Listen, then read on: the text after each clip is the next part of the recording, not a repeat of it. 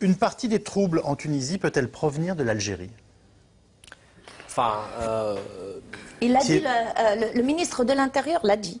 Je vous le rappelle, oui, dans une interview, en disant qu'il y avait des camps d'entraînement qui étaient proches de la frontière algérienne. Et c'est vrai que on ne peut pas ignorer que l'AQMI est là, qu'il y a eu des camps d'entraînement. Et surtout, les salafistes violents qui sont ici, vous ne les avez pas entendus. Ils parlent un arabe moyen-oriental ou autre, mais qui n'est pas tunisien. Donc, ils viennent de l'étranger. Oui, en fait, Ils ne viennent pas d'Algérie, je vous signale, ce que j'ai entendu n'était pas d'Algérie. La présence d'AQMI dans la région, évidemment, complique la situation parce que les leaders d'AQMI sont intéressés par le devenir de la Tunisie, comme du devenir de n'importe quel pays qu'ils pourraient utiliser, c'est dans leur esprit, comme base arrière de leur idéologie. Et la toute dernière sera pour vous, version courte s'il vous plaît. Oui. Est-il vrai que le printemps arabe est démarré en Algérie et qu'il a étouffé?